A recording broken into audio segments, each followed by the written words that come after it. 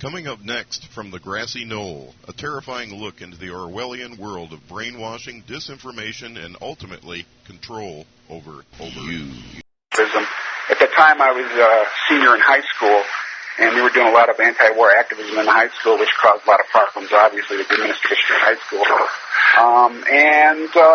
That went on for a couple years until, they decided. Well, actually, the government decided they didn't want to. Well, at the time there was COINTELPRO going on, and that's pretty much. We could go into that if you want to. That pretty much put an end to that underground newspaper. We kind of agreed on the theme of the show being the new serfdom, and that's where we'll go. But I tell you what, I think it's interesting that you experienced that kind of operation, and I'm also wondering if you would tell us a little bit about it, whether or not you can scent that out happening. In today's 9/11 Patriot movements? Well, I don't really see it going on to the extent that it went on in the late 60s and early 70s. There was much more grassroots activism at that time than there is now. What happened is there was the Michigan State Police had something called the Red Squad, which was kind of organized by the FBI in the 50s to go after the black nationalist movement and the civil rights movement. And that was, by way of extension, included into or extended into the anti-war movement in the late 60s and early 70s. And what they did pretty much is infiltrate our little organization, and through a staged drug bust, ended up getting rid of us. They took us down. Nowadays, people talk a lot about COINTELPRO, and I don't know if it hasn't morphed somewhat. But what's your feeling, at least, that, any movement, whether it's by design or whether it's just human frailty, seems to lend itself to corruption. I think the bigger it gets, the harder it is to make it stay pristine. Do you believe, and we don't have to name names or anything like that, but are you getting a palpable feeling that there's some veins of disinformation or such that are happening on our side of the street, with the people who get it? Yeah, I see it to a certain extent. I don't think it's much of a concern for them because, as I said, there isn't the grassroots movement that there was in the 60s. We have pretty much movements far and in between. There's not a lot of cohesion between them. So it's not really a big deal for the government to really... they can pretty much debunk what we're doing in the 9/11 Truth movement through the corporate media. And most people think we're a bunch of kooks anyway, even though they have their doubts about what really happened on September 11, 2001. I don't think it's a big concern for them. If we ever become larger than we are, and I really don't see that happening, then they may go back to traditional COINTELPRO tactics that they used in the 60s. I don't know if this happened to you or not, but I guess it didn't have to. For me, I needed this. Now, I didn't know at the time that the mainstream media was bought out. Although I will say, if you remember back when Westmoreland made a comment that I really took offense with, and most of America did, when it was found out that he was fudging, killed in action and wounded. And he said something about, the American people aren't sophisticated enough to understand the data. Do you remember that? Yeah, pretty much. I remember the government fudging the numbers. They're doing the same thing now in Iraq, and to a larger extent they're doing it because obviously the American people have to be kept in the dark, and they can't be told the actual body count that's going on. What did Tommy Frank say? We don't do body counts, and that's precisely what they believe, that the American people can't handle and shouldn't be exposed to the actual severity of the violence going on in Iraq. It's the same thing in Vietnam. The difference was in Vietnam is, it was in our living rooms. CBS, ABC, and NBC were reporting on Vietnam every day. They had cameras in Vietnam. They were showing the soldiers. They were showing the dead. They're not doing that now. And they realized by their mistake of actually covering the war in Vietnam that turned the tide of the American public against their war effort. So they've learned their lesson. And, with the first Gulf War, they embedded journalists, and they controlled more and more the actual news stream. They learned the lesson in the 60s about actually showing the results of their violence in Southeast Asia. It's interesting you were talking about the news clips that were coming back, obviously video clips about Vietnam. And I don't know if you remember this or not, but one of the things I thought was, first of all, you got to figure out what network it is. It's the network of the all-seeing eye, with two of its main cogs at the beginning of its operation being Cronkite and Paley, both former intelligence officers. And I remember Cronkite, I don't know if you remember him saying that he chose not to show those clips because he didn't want to upset people around dinner time. Yeah. You remember that? Okay. Yeah, I thought that was a little crass also. But another thing, too, and it's one thing that's not happening today, and that one of the things that made, I guess, it put pressure to bear on the fact that this war had to be ended, was the amount of people taking to the streets and protesting all across the country, something that's not happening today. We figured that pretty much it was because of the draft and because people realized, well, specifically males at that time in the draftable age, that without going to college or whatever, there was no choice but to go to Vietnam, and that motivated them. Now, that whole thing is lacking right now, is it not? Oh, most definitely. When they created the volunteer army, I think they did that explicitly because of the lesson they learned in Vietnam, that when you draft young people and you kill them off, they're going to organize to save their own, posterior, so to speak. And that's not happening now, and I think that's deliberate. Oh, without a doubt. And it's also keeping a lid on things, I think. Although one thing that happened in Vietnam, and I think is starting to happen here, even to those who might, shall we say, openly be against the war but are privately wondering, and that is, I remember in 1960, I was 9 years old, and I heard this, about this country, Laos, whatever, and we were wondering what's that and why are we there, and then it started moving to Vietnam, and of course, and then, 1960, and here it's 1970, and this thing is getting bigger and bigger and bigger, and I started saying, there's something wrong, and this thing can't get decided. This has gone on twice as long as World War II. I'm starting to see that same thing take place here. People are starting to wonder, when does this thing ever end? No, it doesn't. It's continual. If you take a look at the history of Vietnam, we were in there in the 50s with the French. We sent our advisors in, and then when the French lost, we more or less took over, and then it escalated from there. It wasn't until Johnson and the big escalation, under McNamara that it really took off. The anti-war movement took off. And as I said, I believe that's what the current crop of our rulers believe, is that if they don't start drafting kids, they don't have to worry because most people don't pay attention. There was something interesting. I think you'll remember, at least the account, if not, I don't know that there's really a film clip of it, although you can see Johnson looking out the window, and the quote that was ascribed to him when he was looking at the protesters was, "Don't they know I'd stop it if I could?" And I thought that was very interesting now, knowing how we all kind of get it. What was he talking about? Was he talking about what we believe to be that unseen hand that seems to instigate all wars for the sake of profit? Do you remember that little quote from Johnson? No, not specifically, but I do know that it was pretty much his advisors who turned him towards escalating the war in Vietnam. Johnson was more interested in, obviously, as the president, in his own reputation. And that's why he didn't run for the presidency again, because he couldn't put an end to this escalation in Vietnam.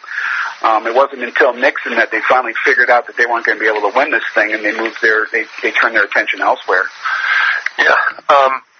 I want to just say, too, we're getting some messages. If you do want to ask questions of Kurt, by all means do so. A couple of people, Kurt, have already sent instant messages and emails saying that they like your work and they're fans of your work. So I thought I'd throw that out there. There's no reason why we shouldn't make that fair game, if you don't mind. Not at all.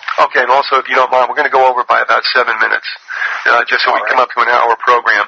There may, in fact, be some people that never got bounced off Live 365. I know there have been some, but if we can just go another 6 or 7 minutes over, at least give us the full hour, and I don't think you'll object to that, will you? No, not at all. You got to say that. That's right. Okay. We were going to talk about what you call the new serfdom, and I also want to say, have you written any posts about that recently, or where people could find that on the website? Not specifically, no, not using that term. I did, back when I used to write for Counterpunch, until I got disgusted with them and stopped writing for them. And I did one article on New Serfdom. You might want to do a Google search on my name with New Serfdom, and you might come up with that old article. All right. Okay, folks, let's do that if that's what you wish. And now, having at least prefaced them about what we're going to talk about, I don't argue at all about the new serfdom. there's also been some other terms attributed to what's to come, and that is the new feudalism and also the new dark ages. How do you think that this will all come about, and who will be sitting on top of the dunghill?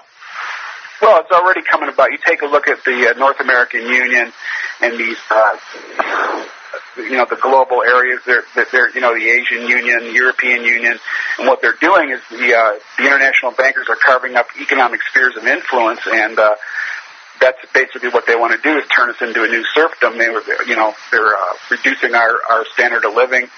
In 1970, from 1970 on, the American worker lost any increases in his income, and that's been ongoing since the late 70s.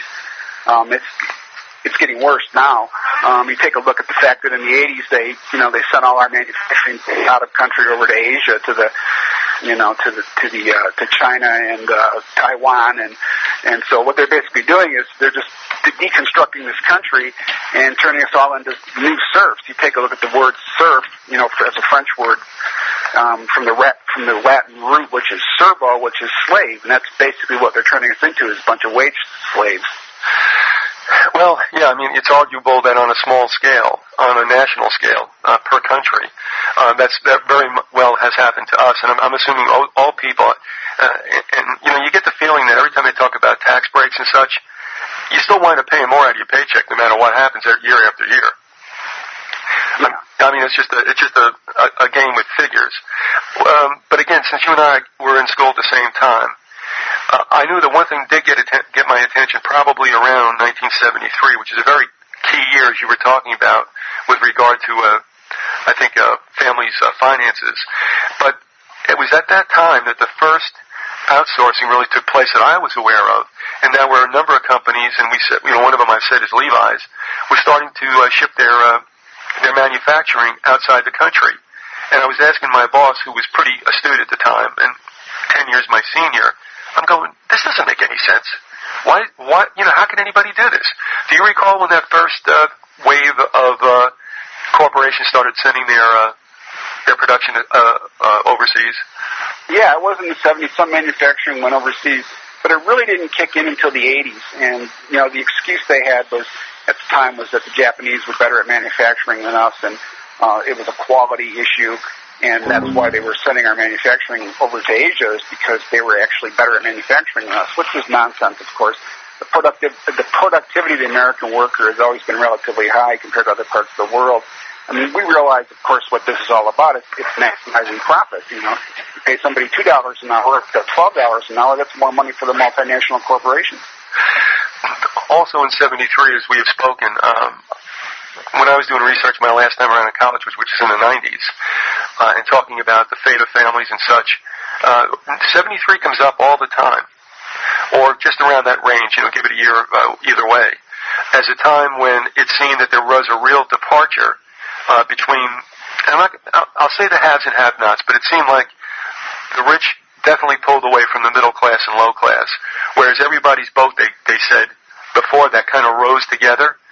At that point, something did take place when that no longer was the case. Do you also remember at that time that this financial event was taking place? Yeah, it really kicked in the late 70s with the so-called the oil crisis. When they started actually. Well, the point is that they, the multinational corporations, and this has actually been the case since the early 70s, is that they decided, they made a conscious decision and to actually impoverish the American worker, and it's something that's been going on for 30 years, and it's being done at such a slow rate that most people don't notice. Incidentally, I read an interesting statistic the other day that a full 58% of the American public at some time in their lives will experience poverty. 58%. And that's a figure that's recent in the last 5 or 6 years. It's increasing and it's getting worse. What was the dates on that? By when? Well, it was a study that was done recently, and I don't remember exactly what the organization was that did survey or compiled the statistics, but it was a full 58% of the American public will, in some time, the average worker in his life will experience poverty as set by the guidelines by the federal government. One of the trappings, I guess, of the socialist or communist economic system is the fact that there's a planned economy. But what are your thoughts on the fact that we might have had a veiled, or maybe not so veiled, planned economy for some time? Well, obviously, we've had a planned economy for a long time, at least since World War II. We've had the economy's been more micromanaged than it was previous to that. I think basically they started with the Federal Reserve at the turn of the last century, and they've done it. It's corporate socialism is what it is. It's basically what it is.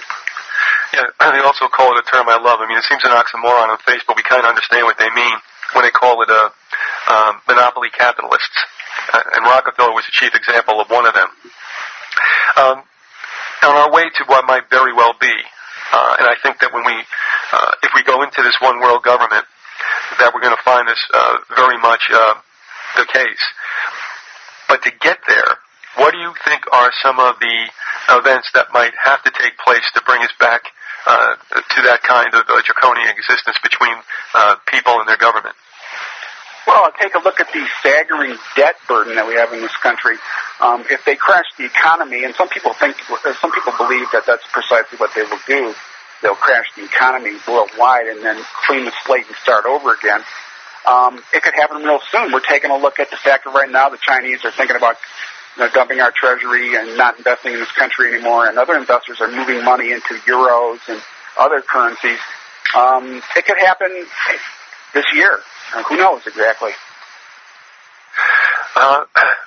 Do you think that a World War III, and I mean a World War III, people say it's already begun. I think you'll know it when you see it. How imminent do you believe a third conflagration will be? Well, I mean, take a look at what's going on with Iran right now. The possibility of world wars right there. You have Russian and Chinese interests in Iran, and they could very well be dragged into that situation if indeed the neocons do what they want to do, and that's take down Iran and divide it into little fiefdoms. They could also sit back and not do anything. It's hard to say exactly, but the Russians and the Chinese have definite economic interests in that part of the world, obviously based on oil, and that could definitely drag them in. I really don't think we're going to have a nuclear war to the extent that you would imagine with mushroom clouds over Paris and whatnot. I think what you'll have instead is a localized conflict, and obviously we're engaged in nuclear war right now with depleted uranium and other technologies, but I think that it could happen next month. We're marshaling our armadas in the Arabian Sea and the Persian Gulf, and we're trying to get another Gulf of Tonkin situation going with the uranium. Prior to World War I, there was a panic and a financial, I wouldn't say, a cataclysmia, if you will. And then it was followed, obviously, by World War I with a Democrat in office, and not that it matters, but just for the sake of, I guess, a repetitive theme. Then you have the 1929 stock market crash, and you have FDR in office, and you have World War II. Now, here we are, perhaps looking toward, or most definitely looking toward, a Democrat regime in 2008. And it would seem likely, wouldn't it, if they played to the same theme, that we could have a financial catastrophe? Oh, yeah, most assuredly. I mean, to the bankers and our rulers, it doesn't matter if it's a Democrat or Republican office. It's basically the same game they're playing. But it is interesting, though, that Woodrow Wilson and Coolidge and FDR, and I don't know, was Coolidge a Republican, or I don't remember exactly. Coolidge is a Republican, yeah. Yeah. Woodrow Wilson, though, was a one-worlder. I mean, he's the one who put together the League of Nations.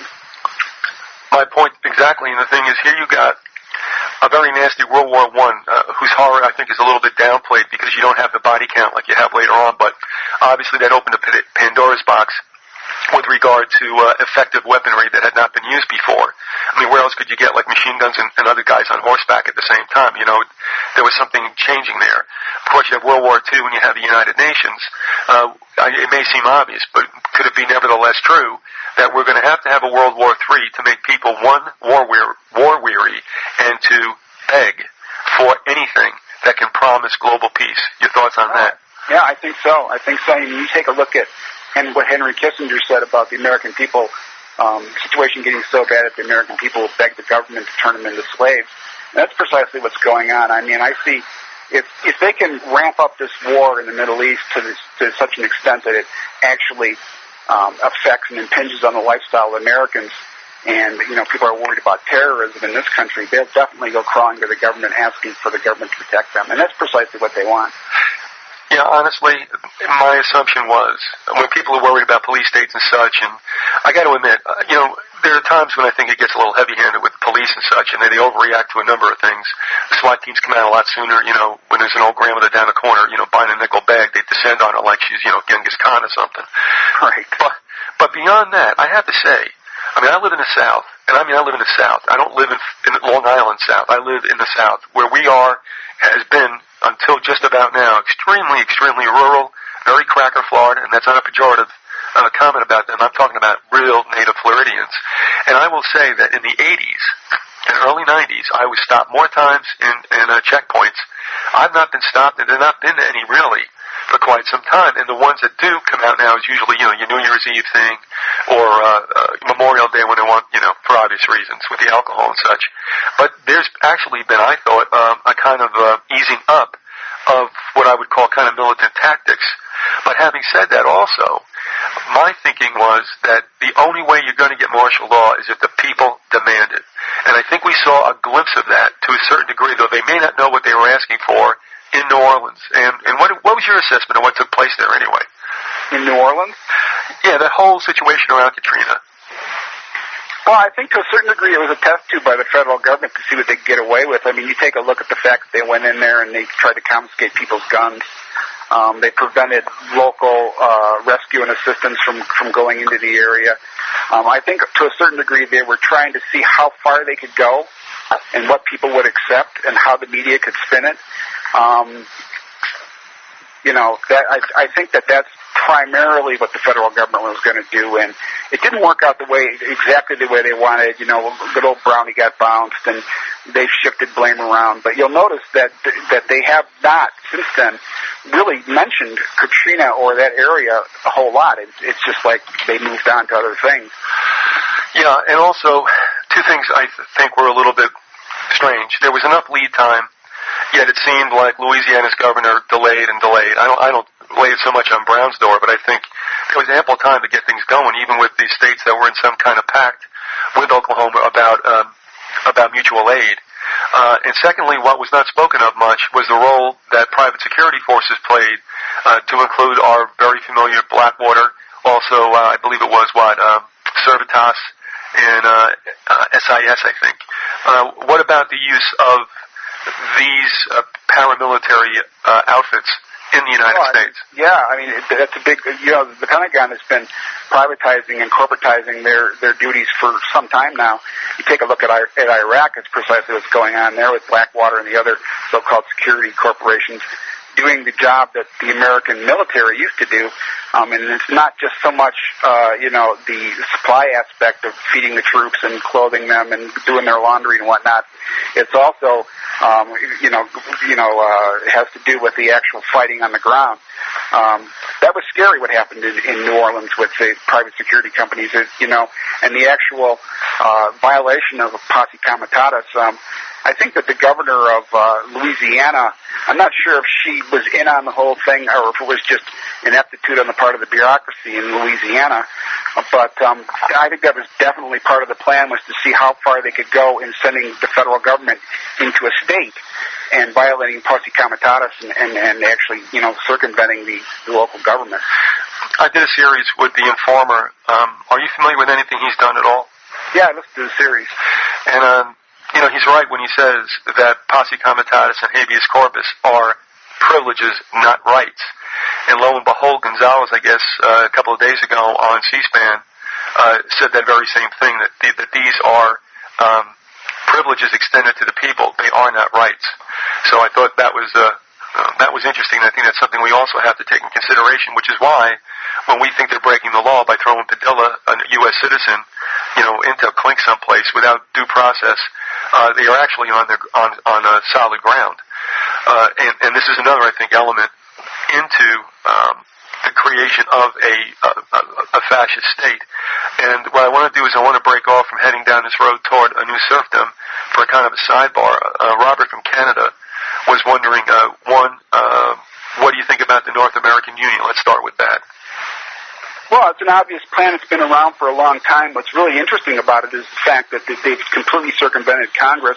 You know, you take a look at some Congress critters, and they don't even know about what's going on as far as these trade agreements go, and the corridor in Texas and what they're doing. You know, they're as clueless as a lot of the American people. So what you have here is you have the globalists actually, doing things on their own. It's amazing that they can go out and sell the highway system in Texas to a Spanish corporation owned by a monarch, you know. It's just amazing. Yeah, that's true. I mean, they already have possession of the I-80 is the toll road going through Indiana. And yes, they're involved in building an addition to I-35 as it stands right now. In fact, that website with the NASCO corridor, they lied about what was taking place. They claim it was just an expansion to what previously exists. I mean, a widening. And that group you were talking about, in fact, the name of it is Grupo Ferrovial, talked about, oh, no, we're going to build a brand new one. So, I mean, here's their PR release stating what they're doing, and then they come out on NASCO corridor and obviously lie. But also, all this is being concocted as we speak by the CFR. And that's very interesting because not many people realize it exists. And two, I'm wondering what will happen when this thing is finally sprung. Do you think that might be the triggering event that we were looking for perhaps amongst the younger people caused by a draft? What happens when people realize we are now, part of a three-country union? Hard to say, but what's going to be interesting in Texas is when they start taking the land from the people in that area to expand that corridor. You already have people going to city council meetings and whatnot and voicing their concerns and protesting against it. But I'm wondering what's going to happen what's going to happen to the folks that refuse to give up their land and they're going to defend their land. We'll have to see. I mean, the corporate media obviously is not going to cover such things, but it'll be interesting to see. I don't see young people really doing anything so much. They're kind of oblivious to what's going on until it affects them personally, and that's once again why there's no draft, because it doesn't affect them personally. I want to stay on this for a second, but how I frame this will depend on how you answer this. Again, I know we talked about it, but let me just ask you directly. Do you see a role of a World War III to bring about the new serfdom? Yeah, definitely. Okay. Now, with that in mind... What they're doing is they're ramping up this terrorism, and it hasn't worked real effectively in a public relations sense. People have a tendency to forget about what's going on. The whole thing with September 11th and Al-Qaeda and that whole thing is kind of, most people kind of just brush it off, even though they basically believe there's terrorism and that they know nothing about the fact that these are intelligence operations that were created by the CIA and the federal government. I think that I'm not sure where I was going with that exactly. But no, I was asking you the relationship of a world war and, of course, how this is going to have a bearing on the North American Union. I think it will. I think it will because, Bush talks about sacrifice. They talk about sacrifice, but they don't have the conditions to demand sacrifice from the American people yet. I think that if there's another war and there's terrorism in this country, be it actual terrorism or the variety spawned by the government, that then you can say to people, look, we need to protect you. You need to give up your rights. You need to turn your guns. You need to get microchipped. You need your vaccination. The whole 9 yards. I think under the rubric of terrorism, especially if something goes on in this country, another 9/11, that they'll actually be able to do that. What I'm looking at, though, and this is quite nettlesome, and that is we have a couple of things going on concurrently, and it's not good for us. One, obviously, is the intrigues militarily over in the Middle East. And, this is another thing, too. The military doesn't pick the fights. I had somebody tell me the other day, well, actually he didn't tell me, it was on a website, and this person told me to go there because that was this person's sentiments, and that is you can't support the military and be against the war. So I'm saying to myself, okay, let me get this straight out in causal thinking. Okay, the handlers start the war. The military is made to go fight it. So every time the military goes out to fight something, I have to support the war that started by the handlers. You see what I mean? Yeah. It's like, no, why are we doing this? Because if we continue to do this, it's going to be the same old, same old. They just go ahead and start things, and we have to support it because we're behind the military, who again, they don't start things. They don't go out and punch somebody in the nose and start a fight. But I mean, when they're misused, politicians start the fight. Sure. Yeah. And those, well, once again, harking back to the Vietnam era, part of the breakdown in the military in Vietnam was the fact that the soldiers on the ground refused to go out in, they were fragging their officers and refusing to go on patrol. And that's not happening in Iraq. Soldiers are obviously totally disenfranchised and, disagree with politically what's going on in this country as far as the war goes, but they're not putting down their guns and refusing to go out. From what I understand, there's been rumors of mutinies in barracks in Iraq, but I don't know anything about that per se. Right. But that's what's going to have to happen for the military machine to break, is that the actual soldiers are going to have to stop participating. Yeah, and if they come home to make people understand what's really going on out there. And I know how rough that would be for them, because what's going to be held over their heads are their pensions and benefits and such. It's the same old story about how you can keep people quiet. All you do is, you threaten them and you threaten their families. And that's a tough nut to crack, no doubt about it. At this time, I just want to tell everybody, if they don't know, that we're speaking with Kurt Nimmo. His website is his name, KurtNimmo.com, subtitled Another Day in the Empire. And Kurt, right now, what are you thinking about with regard to which way your website's going to go, or what's going to happen in the future? Well, I'm just going to continue using it. It's a daily, it's a steam valve actually for me, because obviously all of this bothers me immensely. And I've been a writer since I've been a teenager, so this is a natural extension and an outlet for me. I'll continue doing it until they make me stop. And I don't know if they will or not, but it'll just keep going. I do it mostly on a daily basis, sometimes twice a day. And I'll just keep going along. I've quoted you a number of times in the past, I don't know how many years, when I do this column that I have for the newspaper, local newspaper. And when your name popped up on an email and you had been listening, I was kind of, flattered in a sense, I guess you could say, because, having admired you and having no contact with you, it's one of these things where I didn't think anybody really was paying attention to me, of your caliber, let's just say. I'm glad that you did, and it's been very good to talk to you, and I'm hoping that if you've experienced any kind of dropout with regard to being activist about what's going on today, that you might be regalvanizing your efforts. Was that the case at all? When we contact each other? Well, I mean, was there a time when you kind of went a little bit quiet, perhaps, because of, sometimes people get burnt out. There's been periods where I haven't posted to the blog, and up to a week, 3 or 4 days. But just being immersed in this corporate media, it's enough to motivate me to write every day.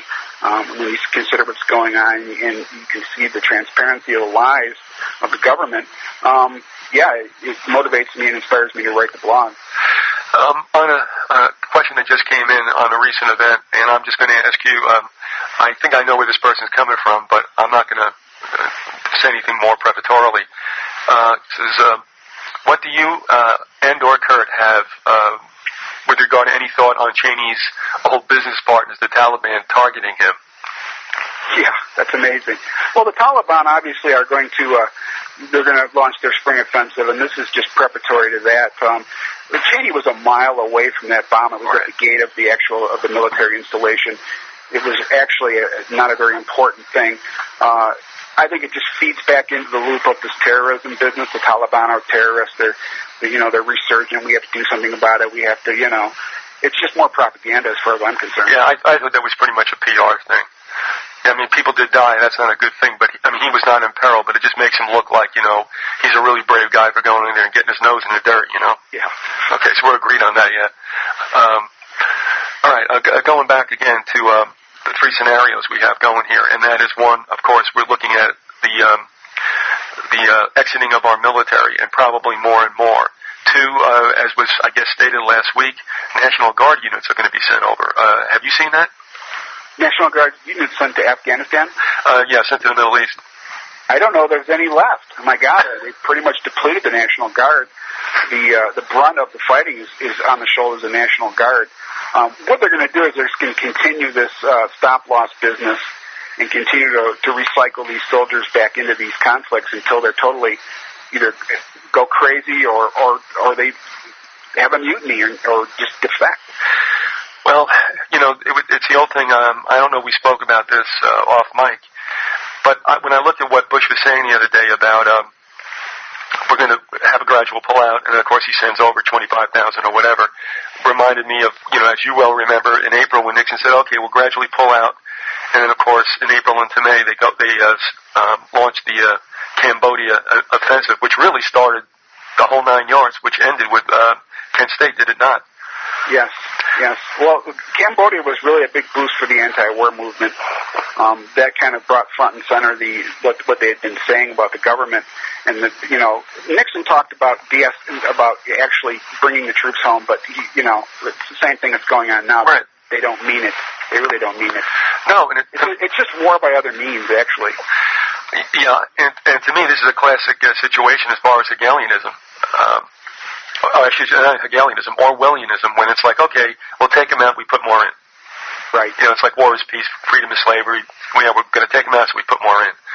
Totally Orwellian. Yeah, and I mean that people swallow this stuff and don't find a fundamental problem with what seems to be very much, just completely illogical is amazing. In fact, somebody just wrote too, says Bush talks about more sacrifice. None of his family gets to sacrifice anything. I think the term sacrifice has more to do with his involvement with Skull and Bones' blood cult.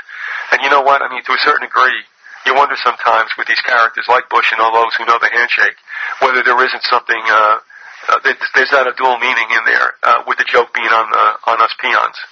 Oh, yeah. Well, these guys, they're really big into occultic symbolism. We know that, and that's precisely what they're doing.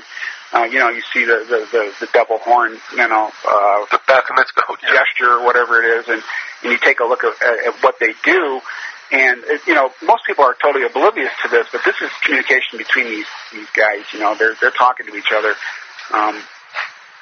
Skull and Bones was dismissed during the election of 2004 as just Yale's having some fun, and the corporate media tried its best to blow all this off, but if you take a look at it, you can see precisely what it is.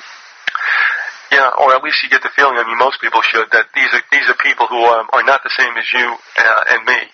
When you only have 15 tapped a year, they don't live normal lives like us. So. No, not at all. Now, with our troops being exited, with illegal immigration continuing, and my problem isn't with those who are coming in for the benefit of trying to do better. That's understandable. What's ununderstandable is how their country was such a mess that induced them to leave. Again, it's about governments, not the people. However, more and more numbers are coming in, and now we're taking a look at a situation where could we have, in a sense, a civil insurrection within the country because of the problems created by what will eventually be very militant elements in the illegal immigrant community. So are we looking at our troops abroad at a time when there might be some hit and done inside our borders? I think so. I think to a large degree that's true. You take a look at how these foundations more or less organized and financed these demonstrations we had. What was it, last year in Los Angeles? Or actually, it was late last year. They're behind this. They're creating a problem that they want to solve with world government. You take a look at what's going on. I live in New Mexico. You take a look at how the illegal immigrants are displacing the workers here in this state. The trades, for instance, construction, have been taken over totally by immigrants or illegal immigrants. That's going to cause a lot of tension between the American people and they get their jobs taken away by these illegal immigrants. They're definitely going to do something. But the point is that by the time it gets really bad, they'll probably have this police state in force, and people won't be able to do a whole heck of a lot. What about this scenario, unfortunately? I hope it doesn't happen. I don't want it to happen. But I think what we're seeing now is a soft invasion of the country for a future purpose. Two, as I harken back to when I did the research for a project the second time around in college, one of the other things they said is they talked about gangs and how historically they've always been in the United States, whether it was a Jewish wave or Irish or Italian, whatever it should be, and that they form gangs to support themselves trying to get into a structure that would not allow it to come through the normative way. Therefore, they had to jump over a couple of fences, and the gangs enabled them to do that until things moderated. I think we might see that once again in a situation where you'll find now traditionally passive Americans, be they black or white, if they start to feel threatened or in fact are threatened and competed with for jobs that they might even consider menial, that we might see some kind of collective started amongst Americans and have some kind of, shall we say, a little bit more elevated gang fighting. Interesting theory. Yeah, I mean, people have a tendency to get together and do that in what we could call gangs. I take a look at the gang situation in this country more or less as a result of the fact that the family's been under assault for 50 years, and that these people, it's natural to want to have that kind of structure, and that's what gangs serve for impoverished people. The Americans are going to be impoverished by and large, so yeah, I can see that template playing out on the American public. Yeah, and of course it's deliberate. I mean, it's like I always say, it's like somebody scratching two cats' asses with sandpaper and throwing them in a box. What do you think is going to happen? And that's what we're seeing now. So I mean, as much as you want to get past the problem, there are times when there are events that are racially motivated, and you got to deal with the situation. But obviously, this isn't, well, let's put it this way. I asked my friend who's not quite getting it, but he's starting to, I said, because he's seeing in New Jersey this illegal immigration problem becoming more and more palpable. And I said, what sense does this make to you? And he couldn't come up with it. It makes no sense except one thing, that's a very horrible conclusion for them, unless it's for the destruction of this country. Yeah, I mean, you talked about, you made reference to the Hegelian dialectic. That's precisely what this is. It's create a problem and then come up with a solution, and that's precisely what they're doing. Yeah, and now here's what we're looking at then. And I think what we're headed for is the same reasoning that was used in Florida. When Jeb Bush was still king of Florida, one of the things he said on TV was about giving illegal immigrants a driver's license. And he said, well, you might as well, they're here now. Now, what I'm looking at this country is that it's going to get so, obviously strained that the illegal immigrants are here. A lot of Mexico's into the United States. You're looking at the Union coming from behind, which nobody knows about. And here's where I think they'll say this on a federal and international level. It's like, why don't we just be one happy family? We're that way anyway. So what about this being a backdoor to induce the wisdom, shall we say, of a North American Union? I think you're absolutely spot on. That's precisely what they're doing. They want to break down the borders because their capital wants to be unfettered. They want to bring in cheap goods and cheap labor, and they don't want to be constrained by national borders. And if that stands in the way of what they want to do, they'll get rid of them. And that's precisely what all these trade organizations and treaties are all about: is breaking down national borders and being able to move goods and humans across borders. And that's precisely what they're doing. And also, as well, they want to bring down the standard of living in America, and they're doing that with the illegal immigration people that are willing to work for $2 an hour as opposed to 12. So that's precisely what they're doing. They're breaking it down. Yeah, this is the classic redistribution of wealth. Also, it really isn't going to help anybody in the long run. There is, for now at least, a little bit of an increase in the standard of living for the illegal immigrants, and obviously things aren't the greatest for them, but they're trying to send money back home too. I mean, they're not necessarily, with 2.3 kids in a house in suburbia. But still in all, what it does in the long run is put a cap on everyone in these unions that are being formed, in these economic blocks. The one thing they always play fast and loose is with that term, another wonderful sounding term, free trade. But in essence, free is anything but free for the workers. Is that correct? Well, it's free looting, stealing of, national resources, be they, mineral, oil, or human. That's precisely what they do, is they want to have an unfettered access, and they call it free trade. It's just another neoliberal term for looting and plundering. Yeah, and that's somebody who, I guess was on an email list of mine or whatever. I really don't know who it was. Finally, I guess, got an epiphany. And the first email this gentleman sent out about his epiphany wasn't bad. I mean, he got it, and he was stunned. It was really a kind of threshold moment, if you know what I mean, and not knowing who this person is and watching him just pour out in prose what he had come upon. And and when it was done, I wrote back an email saying, and then there's a downside, because it's a lot worse than you think, bro. And one of the things he said about it, he goes, well, no. I mean, free trade, that sounds like it's going to be a good thing. You see my point? It sounds so nice. Well, it sounds good. It sounds good. Why not have free trade? It's supposedly better for all of us. It's not, though.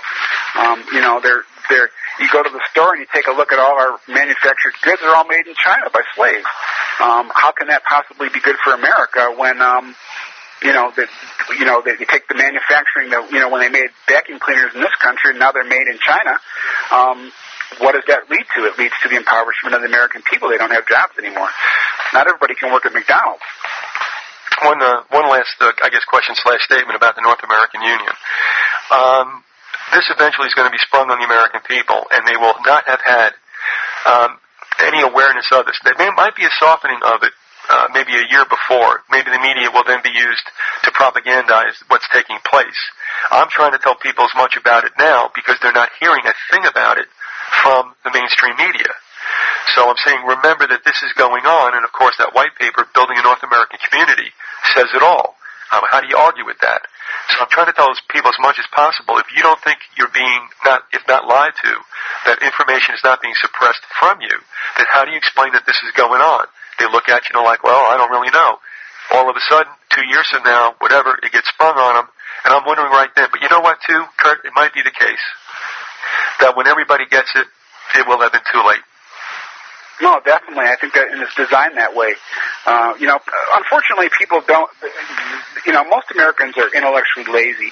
They don't go any farther than CNN and Fox News and getting their information. And those venues aren't talking about this stuff at all. They need to go out and research this on their own, but they don't. And it seems so outrageous that they can't believe it once they learn about it. And as you said, it's worse than they actually initially find out. And I think that there's a point where people just, it's an overload on their brain and they don't want to accept it anymore. It's cognitive dissonance. I don't know how much you've dealt with this one subject, but this is another prong in the bringing about of a world government and a new serfdom. And this one really does hit home with the idea of serfdom. And that is, we have two things afoot. And one of them is radical environmentalism. I had somebody write me and say, I can't believe you don't care about the environment. I said, I didn't say I didn't care about the environment.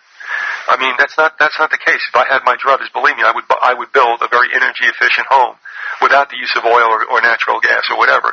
That's what I would do. It makes good sense to me. Plus, I don't want to pay those characters the kind of money they're going to want in the time to come. And that's another thing we should probably touch about, the contrived shortages that will include energy.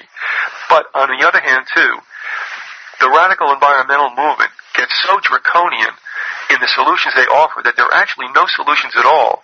And one of the things they come down to is, well, I guess we can't avoid depopulation. What's your take on that particular movement, not only in the United States but globally? No, they're doing the bidding of the globalists. I mean, you take a look at Prince Philip, who said he wanted to come back as a virus to kill 2/3 of the population of the planet because he believed it's overpopulated. That's precisely their agenda. Their agenda is to depopulate the planet to a certain extent, and they put forward and fund these foundations that are funding these so-called environmental groups. And if you take a look at it real closely, and you notice it goes right back to the globalists. It's their creation. Now, we have something else afoot here also, and it really is still part of the environmental agenda, the radical ones. So it actually is not so much 2 points or two prongs, rather, but it's kind of like 1A and 1B. Something happened the other day, and I think you'll know where I'm going with this, because it always has this ring. Harry and I, when we did the show together, both at the radio station, when I devoted columns to it, you have these bands of greenies that go around and push land acquisition, which is basically one of the planks of the manifesto, taking private property off the tax rolls. People buy it, and guess what? They can't use it. Now, if you go even further with that, and in Florida we have one of the worst as far as being radical about environmentalism, the rewilding of Florida, is creating what they call these islands of habitat that we get to live in, so we can give the birds and the bears and everyone else this complete landscape to Rome. What happened 2 weeks ago, they snuck, the county government, along with Greenie planners from Orlando, came in, and I got this on a word from somebody who was there. And they started talking about stuff, and they came across the words community character. What they want to do is, in this county, they want to build a super city for 2050. And I know exactly where they're going with this, because, I don't know, have you heard anything about smart growth and community character and all this? No, it sounds very Orwellian, those terms. I think basically what they want to do is they want to lock us in cities. Yep. And have these immense areas that are owned by owned by the banks, basically, where nobody lives, and they can just better control us. You think what they did in the Soviet Union? They kept the people in the cities, and they were not allowed to leave the cities, and they had to have internal passports and whatnot to get around. And that's basically what they want to do in this country. I think they want to lock us all into these communities, and it's better for them to control us that way. I've been in touch with Hugh Bartholomew, who runs a property rights show called On the Commons. She does a Saturday out of suburban Washington. And I've asked her to help me out with this, because now this is just the beginning of what's going on. There's going to be another meeting on March 20th. They did not promote it in the newspaper prior or after this last one, which was very interesting. Whether the meeting is going to be there or not on March 20th, we don't know, but I'm going to be there, and so is my editor. And I got an idea where we're going with this. But you're right. The situation here is that even in Florida, as I'm looking at it now, you can't buy a house, you can't build a house on an acre anymore. Everything has been bought out by developers, and they go up with these deed-restricted communities, in which you have no rights. And I owned in one, and I sold. I came back to rent because I have the same amount of rights as I had when I owned. None. So, what do I care what you do to the place? I'll just walk out and walk away.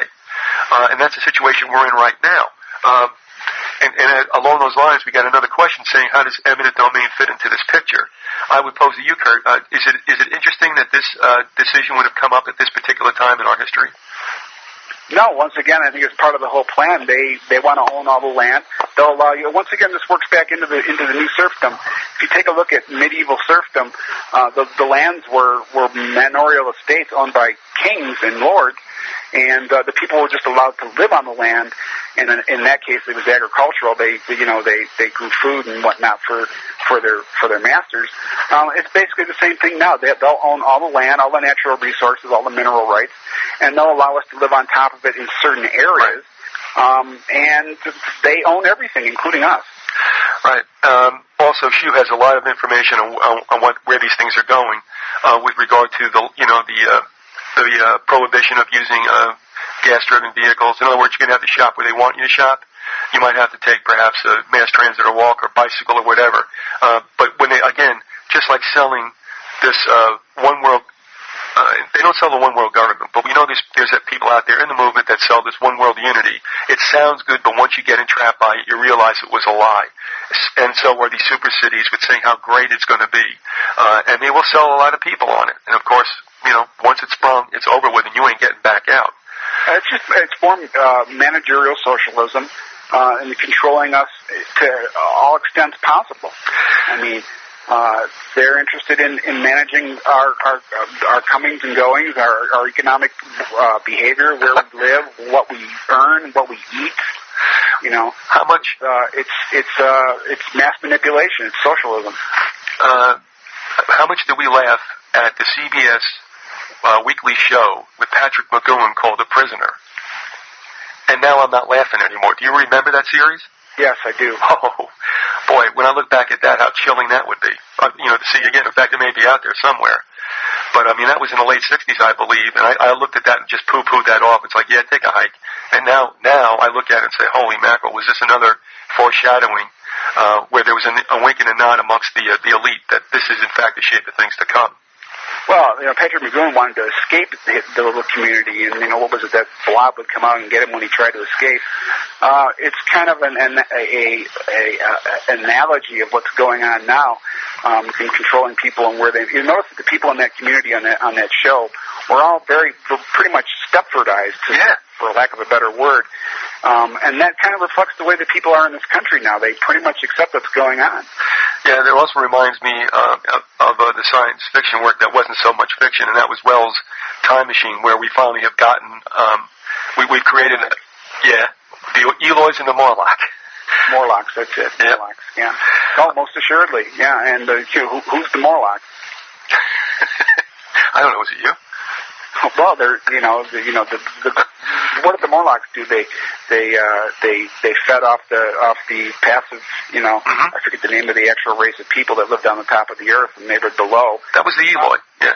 Yeah, the Eloi. We're the Eloi. We're right. sheep for the slaughter. They've got us right where they want us, and they brainwash us, and we accept what they do. If they take a couple of us and eat us, well, that's a reasonable sacrifice. A reasonable sacrifice, exactly. I want to touch upon that if we can, too. We got another email regarding environmentalism. The individual Gregson and said there's so much disinfo out there, too. And I would ask folks, if you get a chance, try to get your hands on a book called The Chasm Ahead by Aurelio Pecci, a charter member of the Club of Rome. Also, Ziggy Brzezinski's Between Two Ages. Right. Both of those books came out within a year of each other on the turn of 69 into 70.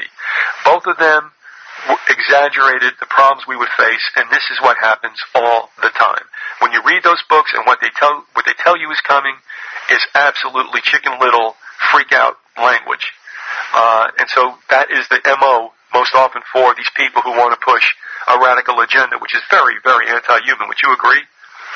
Oh, most assuredly. I mean, once again, there's the Hegelian dialectic coming into play.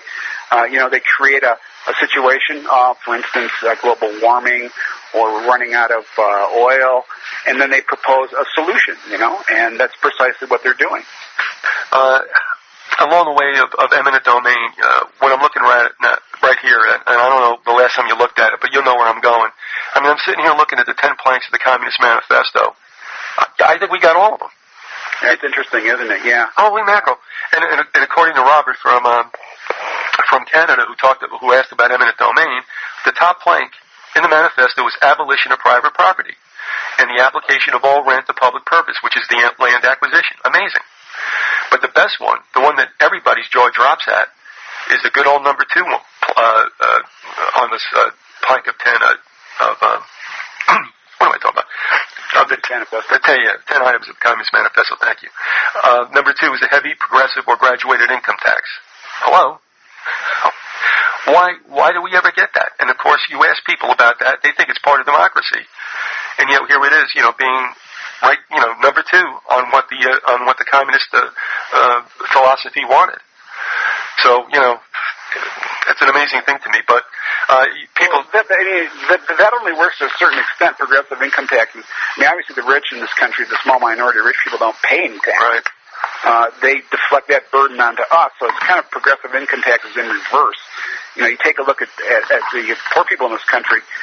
They pay more, according to their means, in income taxes than the rich people do. Yeah, and I guess the last thing we want to touch upon, we're at 2 minutes after the hour, 12. I'll make that 3, and we want to go a little bit longer. We're going to go about another 3-4 minutes because we lost about 6 minutes in the beginning due to the storms that we're passing through. But I did want to end on this. I think it's probably a good note to end on, at least in the way of being pertinent, because of its relationship to New Serfdom and what you just said about, what you say, think or be eaten. And that is this idea of sacrifice. Let me ask you this. Have you thought at all about the strange and very obvious proliferation of survival shows, where there's an elimination going on, whether it's dating or whether it's, one of the survival shows on any of the channels. Have you noticed, or do you think that there's anything saturnine about the increasing number of these shows and what it might be programming people to accept? I think so. I mean, you have these reality shows where people are competing against each other, and it's this kind of, Manichaean competition going on where it's eat or be eaten, and it's kind of very, what's the term I'm thinking of? Darwinism. It's very Darwinistic. We're talking about. They're preparing us for much tougher times. much tougher times. This first came out in 2000, and I never liked them to begin with. But I saw one pop out, which is Survivor, then another one, and then it started to debate all the channels and all different sectors of life. And, when you take a look at what this new serfdom includes, part of it is the collective, that the collective or the group is more valuable than any individual. And the group decides what value the individual has as far as what it can contribute, right? Right. The other thing I find interesting also is, and this is, I think, the nastier of all the components that are in those shows, when someone gets thrown off, invariably, Kurt, they wind up on some, Today Show or, CBS's show, and they talk about how great it was and that, they had to get sacrificed for the benefit of the group. I mean, can anything be clearer than this? Makes sense. I mean, I don't watch a lot of television, and these television shows kind of nauseate me, so I'm not really sure what's going on with them. But I think it reaffirms this Darwinistic platform that they have for us, where we're going to be at each other's throats for the little crumbs that they're going to give us off the table. One last item, and I promise I'll let you go, and thank you for going overtime with us, Kurt. Sure. And that is, are we looking, we touched upon this before, about contrived shortages next. We're dealing with contrived shortages again, obviously in oil, petroleum. Are we looking at that taking place also with energy, then moving to water, and eventually to food? If not contrived, then privatization, which will make it very, very draconian. Oh, definitely. I mean, in the Southwest here, they're already starting to talk about, there's too much population, there's not enough water, there's not enough resources, and so they come up with these draconian solutions to those problems. Yeah, I can see it. I mean, it's no secret, and they've been planning this for a while, that there's going to be food wars in this century, wars for water, and more, different countries fighting each other, not for necessarily over territorial gain, but over the actual essence of the things we need to live. Yeah, and, my wife and I decided, the one thing that we can go by from here on in is the fact that do not get attached to anything that it would bring you down to your knees if it were threatened to be taken from you. Well, take a look at most people, they wouldn't be able to exist without electricity, without the power grid, without the various things, their cars. They're so plugged into the grid that if that becomes threatened, I think they'll allow eventually draconian measures to deal with it. I mean, most people are. There's a cartoon. Do you remember a cartoonist named Cop who was in the 60s? Sure. And he had a cartoon of a guy, he's staggering around with his TV set, holding the plug in his hand through the nuclear apocalypse, looking for somewhere to plug in his TV set. That's precisely what's going on now, is people, if you take stuff away from them, they're going to be, it's not going to be like the Depression in the 30s where people stood, passively in bread lines and waited for the government to feed them. They're going to go out and get stuff violently. Yeah, we're back to brigands and pirates. Yeah, we're not a polite people anymore. No, and when you're in stress, you get even more impolite. Kurt Nimmo, thank you very much for coming on, going a little over with us. Hope you'll think about coming back again, and folks, please check him out. Kurt, once again, thank you for coming out. I really appreciate the time we spent. Thanks, Viz. All right, you take care, bro.